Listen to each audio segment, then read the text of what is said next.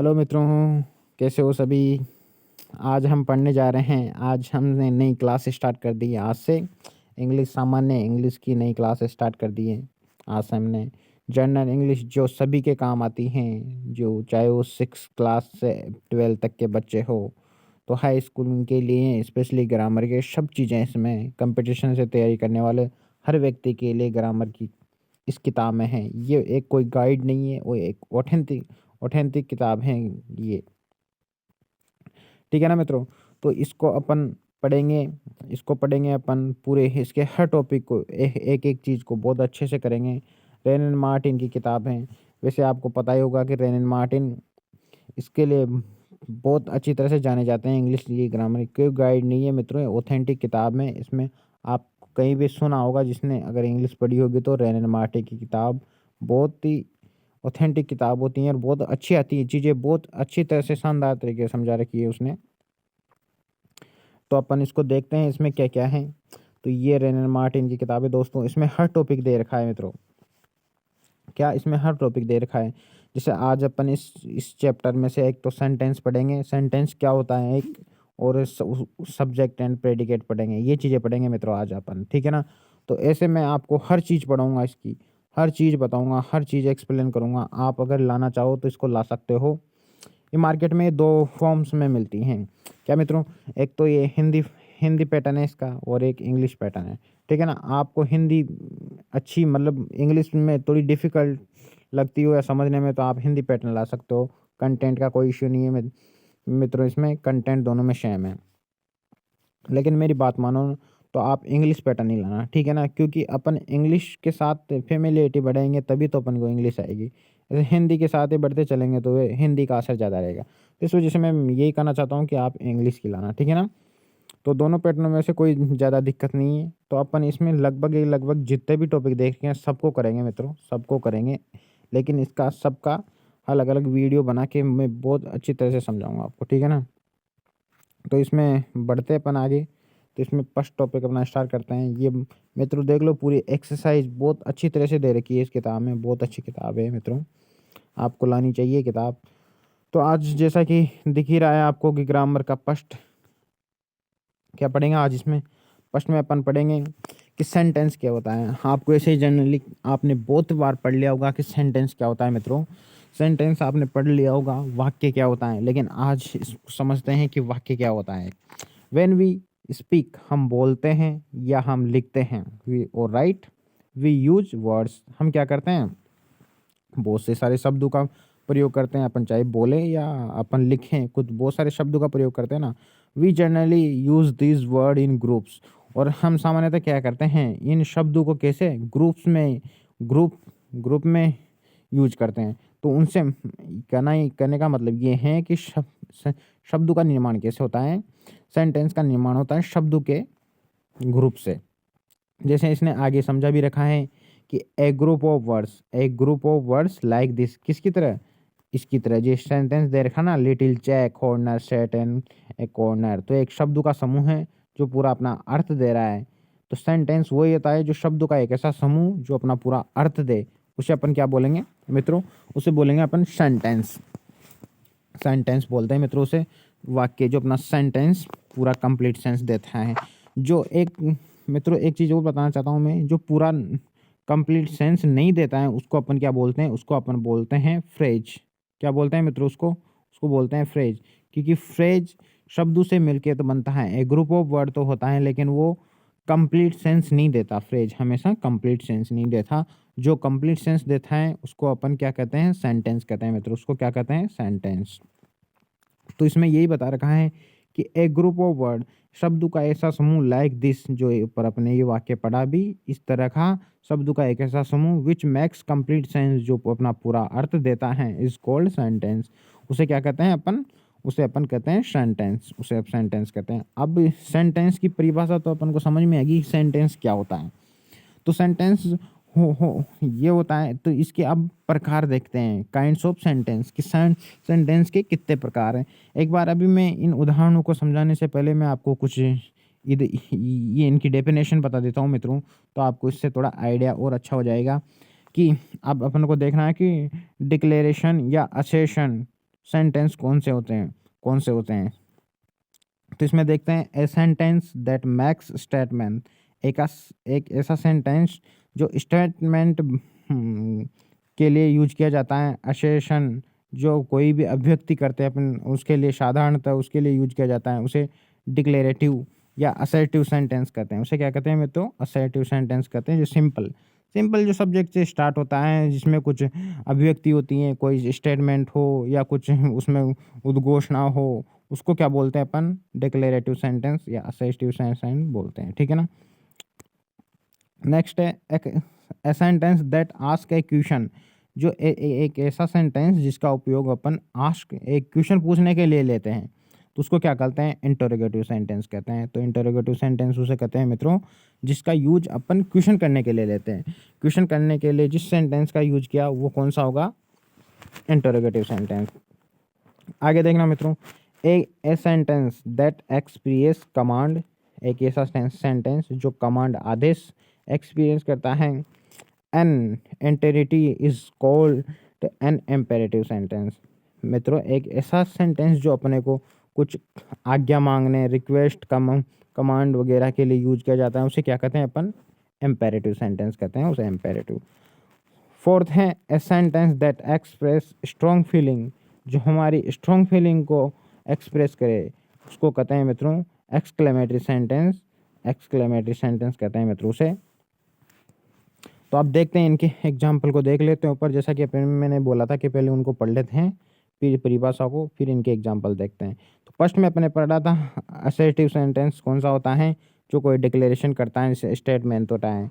तो 4 टाइप्स के काइंड्स के सेंटेंस होते हैं मित्रों। तो 4 टाइप के काइंड्स में फर्स्ट में होता है जब कोई एक स्टेटमेंट को एक्सप्रेस करता है या कोई असर्शन को एक्सप्रेस करता है, वो कौन सा होता है, असर्टिव होता है ना मित्रों। जैसे यहाँ पे Humpty Dumpty sat on a wall, की दीवार पे बैठे हैं वो, तो इसका एक अर्थ दे रहा है, एक स्टेटमेंट है, तो इसमें क्या होगा, कौन सा सेंटेंस होगा, असर्टिव सेंटेंस होगा। सेकंड आपने देखा था कि दोज विच आस्क क्वेश्चंस, वो सेंटेंस जो क्वेश्चन पूछते हैं, क्वेश्चन पूछते हैं मतलब प्रश्न करते हैं, उसको कौन सा सेंटेंस बोलते हैं अपन, इंटरोगेटिव।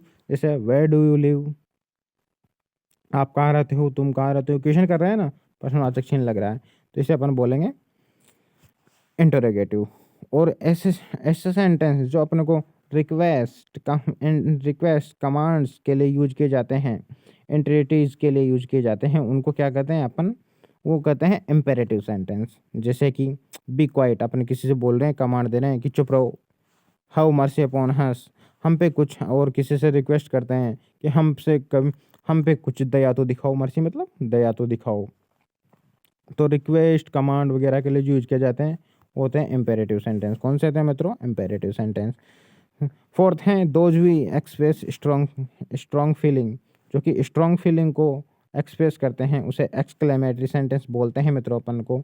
जैसे how could the night is, कि वो रात कैसी, हाउ कोल्ड द नाइट, वो अपन बोल रहे हैं कि रात कितनी ठंडी थी, बहुत जोर दे के स्ट्रॉन्ग फीलिंग के साथ बोल रहे हैं। व्हाट ए सैम, क्या शर्म है। तो अपन ये जो स्ट्रॉन्ग फीलिंग को बताते हैं वो होते हैं एक्सक्लेमेटरी सेंटेंस। तो अपन ने तो ये सेंटेंस देखे, ठीक है मित्रों। अब सेंटेंस तो देख लिया अपन ने, सेंटेंस की एक परिभाषा देखी पहले कि सेंटेंस उसे बोलते हैं कि a group of words that makes complete sense, एक ऐसा शब्द का ऐसा समूह जो एक कंप्लीट सेंटेंस। जैसे मित्र मैं आपके सामने भी एक सेंटेंस लिखता हूँ, he plays cricket, he plays cricket, वो क्रिकेट खेलता है। मित्रों एक सेंटेंस है, तो हमेशा याद रखना कि सेंटेंस के 2 एलिमेंट्स होते हैं। क्या होते हैं 2 एलिमेंट्स, एक होता है सब्जेक्ट, जो किसी भी कार्य को करने वाला होता है, जो किसी भी कार्य को करने वाला होता है या जिसके बारे में अपन कुछ बताते हैं, उसे अपन सब्जेक्ट बोलते हैं। या तो कोई कार्य करेगा वो, या उसके बारे में कुछ बताया जाएगा, वो तो होता है सब्जेक्ट। तो यहाँ ही क्या कर रहा है, कोई कार्य कर रहा है क्रिकेट खेलने का, तो सब्जेक्ट होता है। और एक जो सब्जेक्ट के बारे में जो कुछ भी बताया जाता है ना, तो उसको अपन बोलते हैं प्रेडिकेट। क्या बोलते हैं उसको मित्रों, प्रेडिकेट। तो अपन आगे यही पढ़ेंगे कि subject, what is subject, subject क्या होता है, एंड प्रेडिकेट। प्रेडिकेट क्या होता है, आगे यही पढ़ेंगे मित्रों अपन, ठीक है ना। तो ये समझ में आ गया ना वाक्य। जैसे एक एग्जांपल और देता हूँ मैं आपके लिए, सी वॉज ए नाइस गर्ल। वो कैसी लड़की है, वो बहुत अच्छी लड़की है ना। सी वाज, थी मतलब वाज यानी पास्ट में थी। तो यहाँ पे अपन कोई कार्य तो नहीं कर रहा, सब्जेक्ट किसे कहते हैं, कोई कार्य करने वाला हो या किसी के बारे में कुछ बताया जाए, तो कोई कार्य करने वाला हो या उसके बारे में कुछ बताया जाए तो इसे सब्जेक्ट कहते हैं। यहाँ सी कोई कार्य नहीं कर रही बट उसके बारे में बताया जा रहा है कि वो एक अच्छी लड़की थी, तो जिसके बारे में बताया जा रहा है कोई कार्य कर रहा है वो तो अपना सब्जेक्ट हो गया, ठीक है। और जिसके बारे में जो बताया जा रहा है वो अपना क्या हो गया, प्रेडिकेट हो गया। तो ये सब्जेक्ट और प्रेडिकेट होता है, जिसको अपन और डिटेल में देख लेते हैं मित्रों। सेकंड चैप्टर है अपना सब्जेक्ट एंड प्रेडिकेट वाला।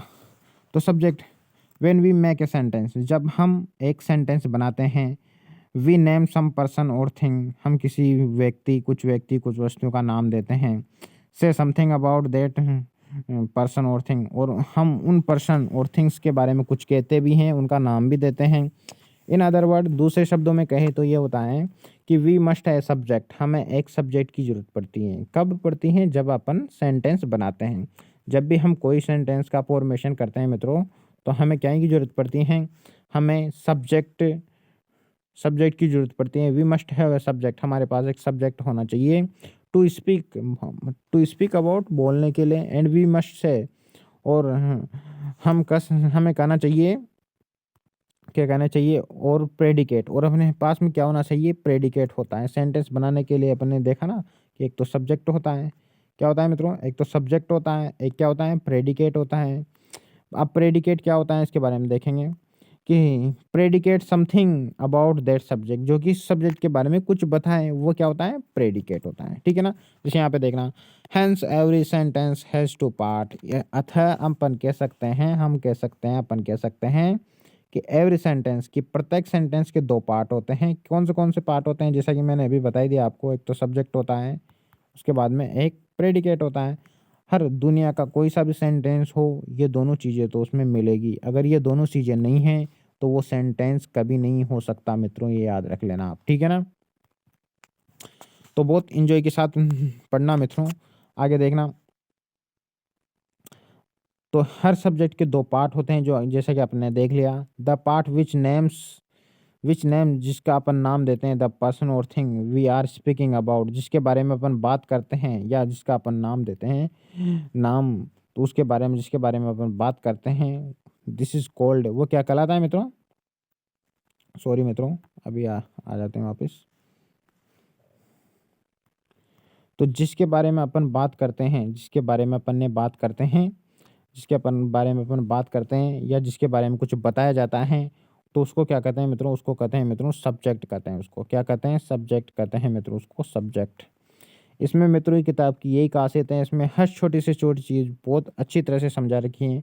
आपको बहुत इजीली सब कुछ समझ में आ जाएगा इसमें ना। तो सबसे पहले तो अपन जिसके बारे में बात करते हैं उसे क्या कहते हैं, सब्जेक्ट कहते हैं, या कोई कार्य करने वाले को सब्जेक्ट कहते हैं। जैसे दूसरा पार्ट क्या होता है, the part which tell something about the subject, वह पार्ट जो हमें टेल्स बताता है समथिंग अबाउट द सब्जेक्ट, कुछ सब्जेक्ट के बारे में बताता है, वो पार्ट जो हमें सब्जेक्ट के बारे में बताता है उसको अपन कहते हैं प्रेडिकेट। जैसा कि मैंने अभी दो एग्जांपल दिए थे, सी ही प्लेज क्रिकेट और she was a nice girl. तो सी के बारे में बता रहा था कि वो सी अच्छी लड़की है, तो क्या होगा, प्रेडिकेट, ठीक है ना। और जिसके बारे में बताया जाता है वो क्या होगा, सब्जेक्ट। यह याद रखना मित्रों, ठीक है ना। The subject of a sentence usually comes first, अक्सर क्या देखा जाता है कि सब्जेक्ट होता है जो सेंटेंस का, वो पहले आता है, मतलब पहले सब्जेक्ट आएगा फिर प्रेडिकेट आता है। यूजुअली तो यही होता है ना, यूजुअली मतलब सामान्यतः तो यही होता है। लेकिन कुछ ओकेजनली ऐसा होता है कि it put after the predicate, ये कभी कभी ऐसा हो सकता है कि ये सब्जेक्ट है, ये प्रेडिकेट के बाद में आ सकता है। ये कोई ज़रूरी नहीं है कि पहले सब्जेक्ट ही आए फिर प्रेडिकेट ही आए, ठीक है ना। कभी कभी ये पैटर्न भी आ सकता है। जैसे अभी इसने एग्जांपल दे रखे हैं कि हेयर कम्स द बस, कि यहाँ बस आती हैं, तो सब्जेक्ट क्या है इसमें, बस के बारे में बता रहे हैं ना अपन कि बस कहाँ आती हैं, यहाँ आती हैं। लेकिन बस इसमें देखो पीछे आ रही हैं। तो सब्जेक्ट के बारे में अपन ये कह सकते हैं कि यूजुअली तो फर्स्ट में आता है सब्जेक्ट, लेकिन कभी कभी केस में ऐसा हो जाता है कि प्रेडिकेट के बाद भी सब्जेक्ट आ सकता है। जैसे अपने ये वाक्य देखा कि हेयर कम्स बस, कि बस यहाँ आती हैं, इसमें बस के बारे में बताया जा रहा है। तो बस सब्जेक्ट होगी, जिसके बारे में बताया जाए वही सब्जेक्ट होगी ना। तो यहाँ पे बस सब्जेक्ट होगी और ये प्रेडिकेट होगा, इधर वाला ये सब्जेक्ट होगा, ठीक है ना। Sweet are the uses of adversity, कि जो स्वीट हैं are the uses of adversity, तो इसमें भी क्या है, ये सब्जेक्ट हैं और ये प्रेडिकेट हो गया, ठीक है ना। फिफ्थ है in imperative sentence the subject is left out. और मित्रों क्या होता है सेंटेंस में, इम्पेरेटिव सेंटेंस होता है उसमें क्या होता है मित्रों कि जो ये सब्जेक्ट होता है ना वो क्या होता है, हिडन होता है। बहुत सारे सेंटेंसों में, हर सेंटेंस में क्या होता है, हिडन होता है। हिडन मतलब उसमें होता है छिपा हुआ होता है, और उसका हमेशा अंडरस्टूड होता है वो सब्जेक्ट, और वो सब्जेक्ट होता है इम्पेरेटिव वाक्यों में यू। क्या होता है मित्रों, यू होता है जो कि अंडरस्टूड होता है, छिपा होता है, हिडन होता है, ठीक है ना। जैसे पढ़ लेते हैं यहाँ पे सिट डाउन, तो इसका मतलब ये होता है here the subject you is understood. यहाँ पे क्या है देख लो, ये रहा, यहाँ पे यू है ना, यू अंडरस्टूड है कि वो छिपा हुआ है, ठीक है ना, यू अंडरस्टूड है इसमें। सिट डाउन, तो इसका कहने का मतलब ये है कि सिट डाउन, तुम बैठ जाओ, बैठ जाओ मतलब तुम बैठ जाओ। तो यहाँ पे यू हिडन है और ई अंडरस्टूड है यहाँ पे। जैसे थैंक हिम, तुम उसे थैंक धन्यवाद दो, तो here too the subject is you, जो कि हिडन है।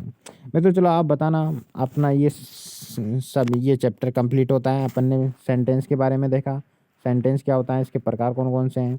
अपन ने सेंटेंस के 2 एलिमेंट्स होते हैं, सब्जेक्ट और प्रेडिकेट, हर सेंटेंस में होंगे, उसके बारे में देखा कि सब्जेक्ट क्या होता है, प्रेडिकेट क्या होता है, ये तो देख लिया अपन ने। अब इसमें आपको ये जो उदाहरण दे रखे हैं इनके स्क्रीनशॉट ले लो मित्रों आप। तो इनका स्क्रीनशॉट लेके हर सेंटेंस में आप पहचाना कि इसमें सब्जेक्ट क्या होगा, और इसमें प्रेडिकेट क्या होगा, ये पहचाना है इसमें। In the following sentence separate the subject, देखा ना, सब्जेक्ट और प्रेडिकेट को सेपरेट करो।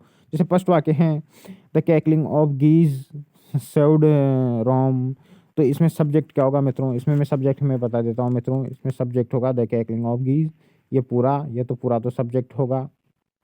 सर्व्ड रोम, ये प्रेडिकेट होगा। ऐसे मित्रों आप जैसे आपने पढ़ा, तो ऐसे आप सभी के इन सभी वाक्यों में सब्जेक्ट और प्रेडिकेट को अलग करो। आप स्क्रीनशॉट ले लो इसका अच्छे से।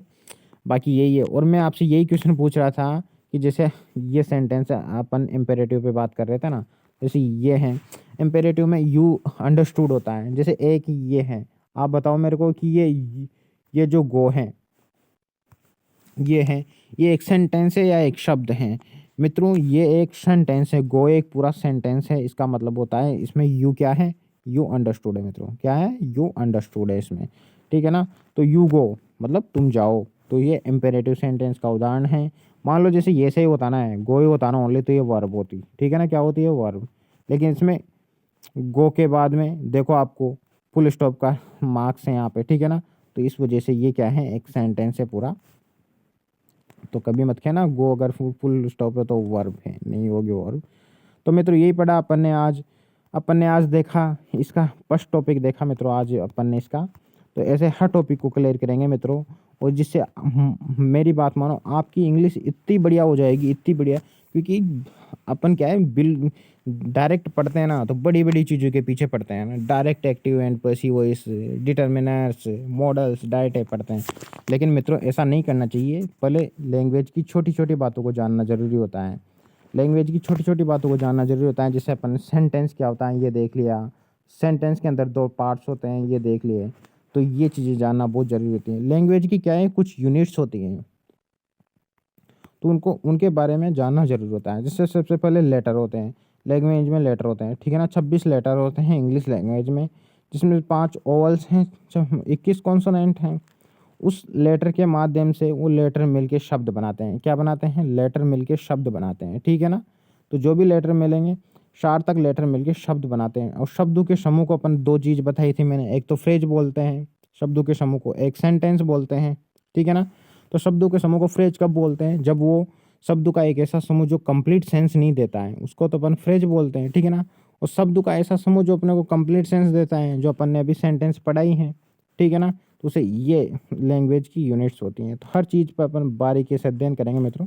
आज के लिए यही काफ़ी है। Good night. चैनल को ज़्यादा से ज़्यादा सब्सक्राइब करो मित्रों।